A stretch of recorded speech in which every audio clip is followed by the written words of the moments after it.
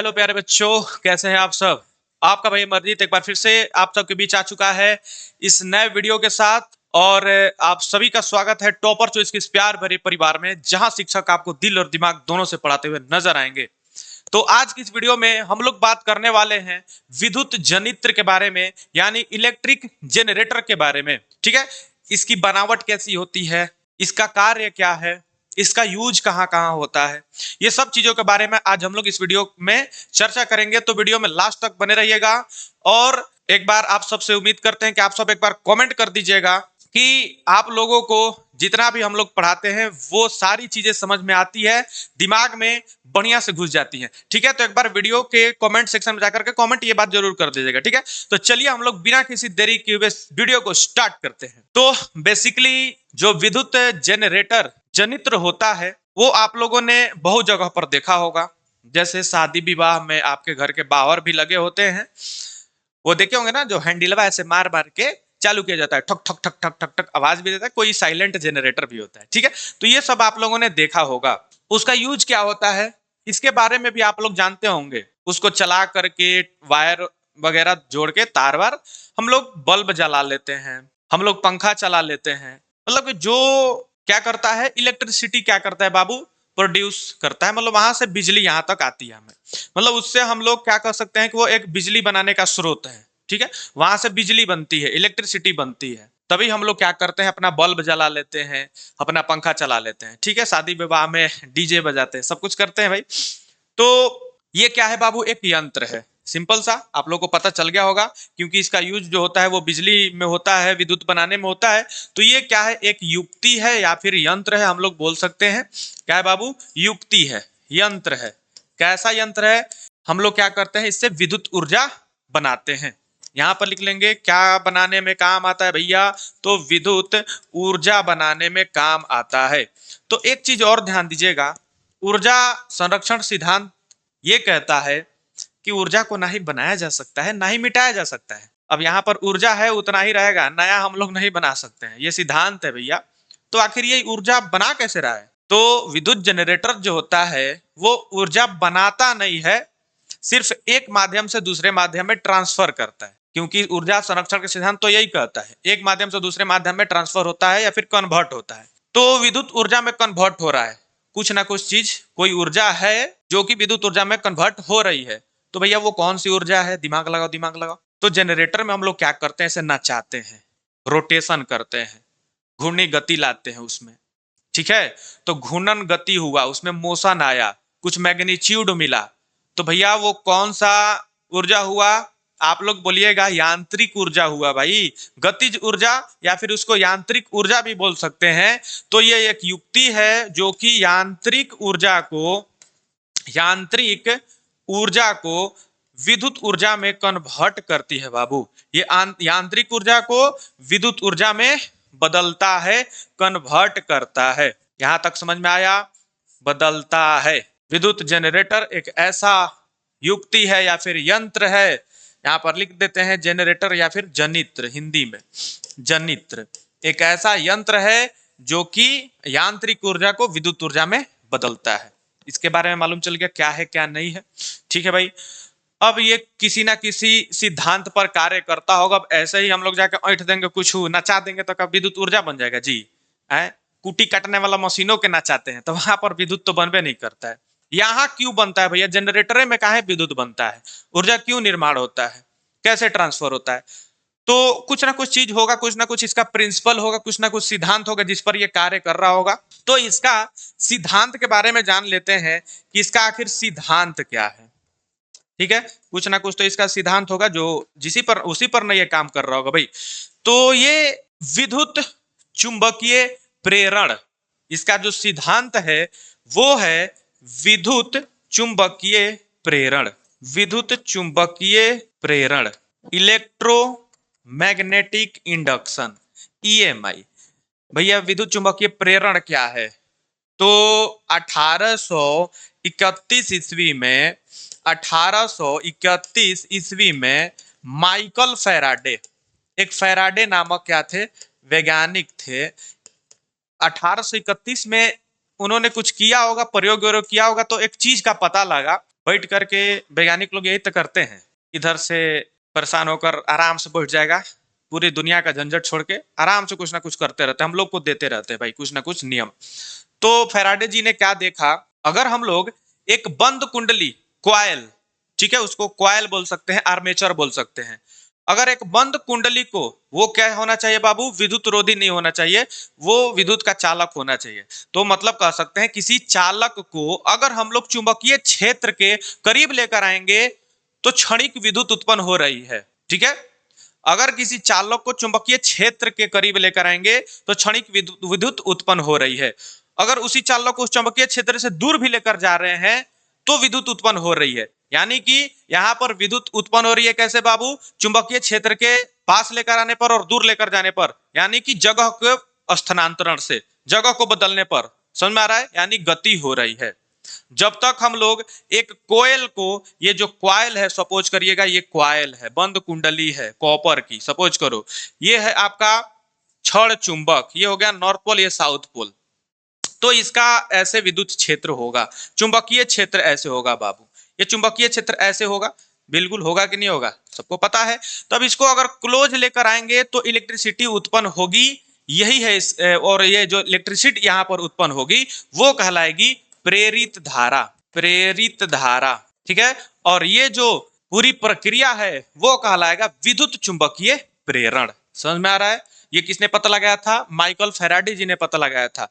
और इसको एक और चीज बोला जाता है, इसका अल्ट्रा प्रो मैक्स लेवल ये भी बोल सकते हैं कि यदि किसी चालक के या फिर कुंडली के, अगर किसी कुंडली के लगातार विद्युत क्षेत्र रेखाएं चुंबकीय क्षेत्र रेखाओं में परिवर्तन किया जाए, लगातार परिवर्तन किया जाए तो उसमें विद्युत उत्पन्न होती है, बिजली उत्पन्न होती है, यह भी बोला जाता है, ठीक है, कि यदि किसी चालक या फिर बंद कुंडली के लगातार चुंबकीय क्षेत्र में परिवर्तन लाया जाए तो बिजली उत्पन्न होती है। यही प्रिंसिपल है, यही सिद्धांत है विद्युत चुंबकीय प्रेरण। इस घटना को क्या बोलते हैं, विद्युत चुंबकीय प्रेरण, क्योंकि इंडक्शन मेथड से यहां पर विद्युत मिल रहा है बिना टच किए। इंडक्शन क्या होता है, बिना टच किए कोई चीज हो जाए, समझ में आ रहा है ना। तो इंडक्शन मेथड से यहां पर विद्युत बनाया जाता है, ये है इसका प्रिंसिपल सिद्धांत। समझ में आ गया, क्लियर है बाबू। तो यहां पर देखिए पीपीटी में यहां लिखा हुआ है कि विद्युत जनित्र एक ऐसी युक्ति है जो विद्युत यांत्रिक ऊर्जा को विद्युत ऊर्जा में रूपांतरित कर देती है, ठीक है। इसका सिद्धांत जो है बाबू, विद्युत जनित्र में यांत्रिक ऊर्जा का उपयोग चुंबकीय क्षेत्र में रखे किसी चालक को घूर्णी गति प्रदान करने में किया जाता है, ठीक है, नचाने में किया जाता है, जिसके फलस्वरूप विद्युत धारा उत्पन्न होती है। विद्युत जनित्र विद्युत चुंबकीय प्रेरण के सिद्धांत पर कार्य करता है, ठीक है, क्लियर है। अब हम लोग इसको बनाने के लिए, जैसे कि जनरेटर हम लोग कैसे बनाएं, तो भाई सबसे पहले दो चुंबक लेना पड़ेगा। क्या लेना पड़ेगा बाबू, दो चुंबक लेना पड़ेगा। ऐसे ये आपके पास दो रहा चुंबक, सपोज करो इधर साउथ पोल, इसका इधर नॉर्थ पोल है, ठीक है बाबू। और इसके बीच में हम लोग एक आयताकार कुंडली ले लेंगे। क्या ले लेंगे बाबू, एक आयताकार कुंडली ले लेंगे जिसका नामकरण कर सकते हैं ए बी सी और डी। ये आयताकार क्या है, एक कुंडली है, ठीक है बाबू, यहां तक कोई दिक्कत है। अब कुंडली है तो यहां से कोई तार निकलवे करेगा भैया, ठीक है।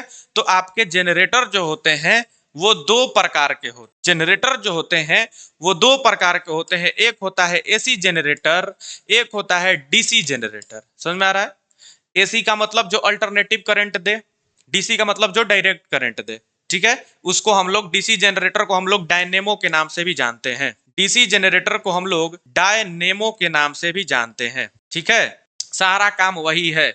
ये जो आयताकार कुंडली है नाचेगा बीच में, ये चालक है। ये जो कुंडली को हम लोग बोलते हैं आर्मेचर, लिख लो यहाँ पर, कुंडली का नाम है आर्मेचर। आर्मेचर किस चीज का बना होता है भाई, तो नरम लोहे पर, नरम लोहे के कोर पर, लोहे के कोर कोर पर कॉपर का वायर, कॉपर का अगर वायर लगा देंगे तो वो क्या हो जाएगा, एक कुंडली का निर्माण करेगा, आर्मेचर का निर्माण करेगा। यहां तक समझ में आ रहा है बाबू, चलिए समझ में आ रहा है। तो नरम लोहे के कोर पर क्या करेंगे हम लोग, कॉपर का वायर लपेट देंगे चारों तरफ से, वो क्या हो जाएगा, क्लोज्ड कोयल का काम करेगा, जो कि यहाँ पर दिख रहा है ABCD आर्मेचर है, यही घूर्णी गति करेगा। अब घूर्णी गति कैसे करेगा, इधर से हम लोग कोई चीज गोल सा लगा देंगे, नहीं निकल आता है बहरिया, उसको हैंडल लगा के ऐसे नचाते हैं, तो वही ऐसे लगा देंगे भाई, अंदर का ये संरचना है। अब देखिए ये नाचेगा भैया। अब इसमें दो चीज लगा होता है, अगर AC जेनरेटर है, AC जेनरेटर अगर बना रहे हैं तो यहाँ पर दो गोल लगा रहेगा भैया, सर्पी गोल है तो सर्पी वलय, ये क्या है बाबू, सर्पी वलय पहला और ये दूसरा सर्पी वलय, ये है इसका बहुत सरल सचित्र। चित्र बनाना बहुत ही जरूरी है, अगर सीख लेंगे तो बहुत बढ़िया है। दूगो सर्पी वाले लगा देंगे, इसमें दूगो कार्बन के ब्रूस लगा देंगे, ब्रशेज, ये क्या है बाबू, कार्बन के ब्रश, कार्बन के ब्रश, ठीक है। और यहाँ पर भी एक कार्बन का ब्रश लगा होता है, ये दोनों क्या है, कार्बन के ब्रशेज हैं। अब ये क्या करते हैं, वलय को क्या करते हैं, बांध करके रखते हैं कि भैया छटके नहीं, इधर उधर ना भागे, क्योंकि यहाँ से नाचेगा तो तरवा सब अपने में उठा जाएगा ना जी। तो सपोज करो ऐसे इसमें टच किया रहता है और ऐसे ऐसे नाचता है, तो भैया तार एंठन नहीं होता है, सीधा एकदम रहेगा। देखो यहाँ पर देख रहे हो, यहाँ पर ऐसा रहता है सर्पी वलय, गोल कलर गोल, और इसमें यहाँ से तार लगा होता है, और ऐसे ऐसे ये नाचता है भैया। नहीं तो अगर ऐसा रहेगा तो लपेटा जाएगा एक में, ठीक है, इसलिए सर्पी वाले लगाया जाता है। यहाँ से आपका क्या निकलेगा, विद्युत ऊर्जा तो यहाँ बन रही है, ये नाच रहा है, जब ये नाचेगा, ये जब घूर्णी गति करेगा तो यहाँ पर क्या होगा, लगातार चुंबकीय क्षेत्र में बदलाव होगा। देखो कैसे, सपोज करो यहाँ पर ये आयताकार कुंडली है, यहाँ से अगर ऐसे रहेगा, ये घूर्णी गति कर रहा है, तो यहाँ से 4 चुंबकीय क्षेत्र रेखाएं सपोज करो जा रही है, ठीक है। लेकिन जैसे ही ये ऐसे आया तो यहाँ से अब एक भी नहीं जाएगी, ठीक है। जैसे ही यहाँ पर आया, यहाँ से फिर 4 गो पास होगी, फिर जैसे ही यहाँ पर आया फिर एक भी पास नहीं हो रही। इसका मतलब कि बार बार क्या हो रहा है, चुंबकीय क्षेत्र रेखाओं में परिवर्तन देखने को मिल रहा है। क्यों, क्योंकि ये नाच रहा है, नाचने की वजह से देखो बदलाव हो रहा है भैया। 4 गो जा रहा था, फिर एको नहीं, फिर 4 गो, फिर एको नहीं, ऐसे करते करते धीरे धीरे कबो 3 गो जाएगा, कबो 2 गो जाएगा। तो भैया क्या हो रहा है, यहाँ पर चुंबकीय क्षेत्र रेखाओं या फिर कह सकते हैं चुंबकीय क्षेत्र में लगातार बदलाव हो रहा है। क्यों, क्योंकि ये नाच रहा है, ठीक है। अब ये नाच रहा है भाई, तो साउथ, नॉर्थ से साउथ की ओर चुंबकीय क्षेत्र रेखाएं जाएंगी, ये सबको मालूम है। चुंबकीय क्षेत्र रेखाएं साउथ, नॉर्थ से साउथ की ओर जाएंगी ऐसे। अब ये जैसे जैसे घूमेगा भैया तो इसमें कटान होगा, कटाच होगा। कटाच होने का मतलब क्या हो रहा है कि यहाँ पर चुंबकीय क्षेत्र में परिवर्तन आ रहा है लगातार। तो जब परिवर्तन आएगा तो यहाँ पर इलेक्ट्रिसिटी उत्पन्न होगी और उसको यहाँ से कंज्यूम करके बाहर ऐसे निकाल दिया जाएगा, और यहाँ पर एक लोड लगा होगा। लोड, लोड का मतलब क्या हुआ, भार। लोड का मतलब भार। भार कब होगा, जब कोई युक्ति जलाएंगे, तो सपोज करो यहाँ पर हमने लगा दिया है बल्ब। क्या लगा दिया है बाबू, बल्ब। ये जलने लगेगा, ये क्या होने लगेगा, जलने लगेगा, ठीक है। तो चलिए इसका एक सचित्र मैं दिखा रहा हूं, बहुत बढ़िया सा चित्र है। देखो यहाँ पर ये है आपका AC जेनरेटर। AC जेनरेटर में एक नॉर्थ पोल, एक साउथ पोल, यानी 2 मैग्नेट रख देंगे, बीच में आयताकार ये आर्मेचर रख देंगे हम लोग। क्या है बाबू, आर्मेचर है, जो ऐसे रोटेट करेगा, इस तरह से रोटेट करेगा। यहाँ देखो एक सर्पी वाले लगा है, एक यहाँ पर लगा हुआ है, और ये कार्बन का ब्रश है जो कि इसको पकड़े हुआ है। अब ये जब नाचेगा तो देखो इसके अंदर कांटेक्ट में है कि नहीं, सर्पी वाले के कांटेक्ट में है ये तार, नाच रहा है, सीधा ऐसे नाच रहा है, तो भैया नाचेगा, ऐसे कांटेक्ट में रहेगा। और यहाँ से हम लोग, यहाँ पर देखो ये लोड है, यहाँ कोई भी चीज को जोड़ करके हम लोग पंखा चलाना है पंखा चला लेंगे, या फिर जो चलाना है वो चला लेंगे। अब इसमें एक चीज क्या होता है, जब हम लोग किसी चालक को चुंबकीय क्षेत्र में लेकर जाते हैं और जब बाहर लेकर आते हैं, चुंबकीय प्रेरण होती है, विद्युत चुंबकीय प्रेरण होता है, लेकिन जो विद्युत धारा की दिशा होती है, गति की दिशा, जब लेकर आते हैं और जब हटाते हैं तो विपरीत होती है। समझ में आ रहा है, यानी दिशा में आधे गुणन के पश्चात परिवर्तन होता है। क्या होता है बाबू, दिशा में परिवर्तन होता है। तो जब विद्युत धारा की दिशा में परिवर्तन हो तो वो AC अल्टरनेटिव करंट उत्पन्न करेगा, प्रत्यावर्ती धारा उत्पन्न करेगा, ठीक है। सीधा नहीं जा रहा है ना भाई, ऊपर नीचे ऐसे ऐसे करके जा रहा है, तो ये क्या हुआ, अल्टरनेटिव करंट। और इस जनरेटर को हम लोग क्या बोलते हैं, AC जेनरेटर। समझ में आ गया। तो जिसमें बस एक ही अंतर है, जिसमें सर्पी वाले लगे हो, 2 सर्पी वाले लगे हो, वो AC जेनरेटर कहलाते हैं। अगर सर्पी वाले लगा देंगे तो इसमें दिशा में परिवर्तन तो होगा नहीं भैया। तो जो यहाँ पर एक आधा रोटेशन होगा तो एक बार विद्युत धारा की दिशा ऊपर होगी, और जब अगला रोटेशन होगा तब विद्युत धारा की दिशा नीचे होगी, क्योंकि कांटेक्ट से दूर जा रहा है भैया। जा रहा है तो एक बार सीधा होगा, एक बार उल्टा होगा, ये हम लोग जानते हैं पहले से ही कि उल्टा होगा। तो दिशाओं में परिवर्तन आधे क्या हो रहा है, आधे घूर्णन के पश्चात हो रहा है, इसलिए इसमें प्रत्यावर्ती धारा उत्पन्न होगा। क्योंकि प्रत्यावर्ती धारा का मतलब यही होता है कि जिसमें धारा की दिशा में परिवर्तन हो लगातार समय अंतराल में, इसमें हो रहा है तो ये एसी करंट यानी अल्टरनेटिव करंट क्या करेगा, जनरेट करेगा, और इस जनरेटर को हम लोग एसी जनरेटर बोलेंगे। अब बात आते हैं, एक होता है डीसी जनरेटर। क्या होता है बाबू, एक डीसी जनरेटर, सेम चीज होगा, अंदर वही क्वाइल आर्मेचर लगा होगा, नॉर्थ पोल साउथ पोल, दो मैग्नेट लगे होंगे यहां पर, लेकिन क्या लगा होगा बाबू, दिक् परिवर्तक लगा होगा, कम्यूटेटर लगा होगा। सर्पी वलय के जगह पर क्या लगा होगा, दिक् परिवर्तक लगा होगा। दिक् परिवर्तक का काम क्या है, दिशा में परिवर्तन, विद्युत धारा के दिशा में परिवर्तन करना। तो विद्युत धारा की दिशा में परिवर्तन ये करेगा, कैसे, देखो यहां पर, जब मान लो कि पहले आधे घूर्णन में धारा की दिशा ऊपर थी, ठीक है, आधे घूर्णन के बाद, ये पहला स्टेज, दूसरा स्टेज, आधे घूर्णन के बाद धारा की दिशा नीचे हो गई, क्योंकि अलग अलग एक दूसरे के विपरीत होती है। जब पास लेकर आएंगे तो वो ऊपर जाएगा, या फिर सपोज करो नीचे जाएगा, तो जब दूर लेकर जाएंगे ना तो बिल्कुल उल्टा उसका दिशा हो जाएगा, दिशा बदल जाता है। तो आधे घूर्णन में सपोज करो कि दिशा ऊपर थी, तो आधे घूर्णन में दिशा नीचे हो जाएगी, ठीक है। तो अब इसी नीचे जो दिशा जा रही है, अब ये दिक् परिवर्तक क्या करता है, फिर से क्या कर देगा, दिशा में परिवर्तन ला देगा। क्या कर देगा बाबू, दिशा में परिवर्तन। तो ये नीचे ना जा करके फिर से इसकी दिशा कैसे हो जाएगी, ऊपर हो जाएगी। तो देखो दोनों घूर्णन में दिशा कहाँ है, ऊपर है, यानी कि दिशा में परिवर्तन तो हुआ ही नहीं, ये तो करंट निकला एक ही दिशा में, क्योंकि दिक् परिवर्तक ने भैया नीचे वाले को ऊपर कर दिया ना। तो सीधा सीधा कहा जाए कि दिशा में परिवर्तन नहीं हुआ। तो जब दिशा में परिवर्तन नहीं होगा तो वो डीसी डायरेक्ट करंट कहलाएगा, और ऐसे जनरेटर को हम लोग डायरेक्ट करंट वाले जनरेटर यानी डीसी जनरेटर बोलते हैं, ठीक है। अंतर सिर्फ एक ही है, डीसी जनरेटर में दिक् परिवर्तक यानी विभक्त वलय लगे होंगे, विभक्त यहाँ पर कटा होता है, ठीक है, विभक्त कटा हुआ वलय लगा होगा। और जो एसी जनरेटर होता है उसमें दो सर्पी वलय लगे होंगे गोल गोल, इसमें कहीं पर भी कटा नहीं होगा, विभक्त वाले एक जगह कटा रहता है, ऊपर भी नीचे भी, ठीक है बाबू। तो यही दोनों अंतर है एसी और डीसी जनरेटर में। जनरेटर का जो कार्य है वो भी मैंने बता दिया। यहाँ से आप लोग चित्र का स्क्रीनशॉट लेना चाहते हैं तो स्क्रीनशॉट ले लेंगे, या फिर आप लोग इसका पीडीएफ चाहते हैं तो पीडीएफ भी आप लोग को हमारे एप्लीकेशन पर मिल जाएगा।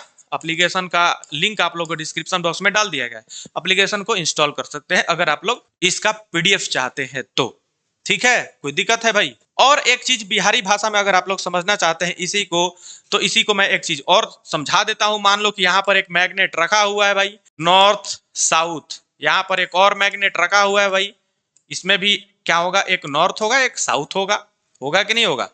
यहाँ से इसका जो चुंबकीय क्षेत्र होगा कुछ इस तरह से दिखाई देगा ना बाबू, चुंबकीय क्षेत्र इस तरह से दिखाई देगा। कहो हाँ हाँ सर दिखाई तो देगा, ऐसे दिखाई देगा। इसका भी नॉर्थ से साउथ, नॉर्थ से साउथ, नॉर्थ से साउथ, नॉर्थ से साउथ, नॉर्थ से साउथ, नॉर्थ से साउथ, ठीक है।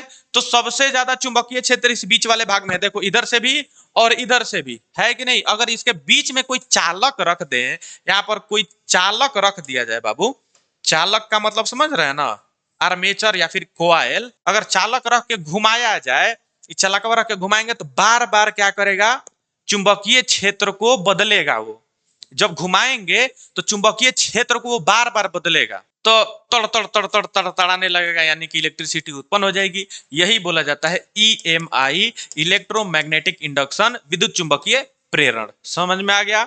इसी पर कार्य करता है कौन, इलेक्ट्रिक जनरेटर। तो आई होप आप सबको बहुत बढ़िया से समझ में आ गया होगा। अगर समझ में आ गया होगा तो कमेंट कर देंगे कि यस सर जी समझ में आ गया है, और इस वीडियो को ज्यादा से ज्यादा शेयर कर देंगे और लाइक जरूर करेंगे। और चैनल पर यदि आप लोग नए होंगे तो चैनल को सब्सक्राइब करके जाएंगे और बेल आइकन को भी दबा देंगे, ताकि सारे नोटिफिकेशन आपको समय से पहले मिल सके। ठीक है बाबू, चलिए बाय बाय टाटा, मिलते हैं नेक्स्ट वीडियो में।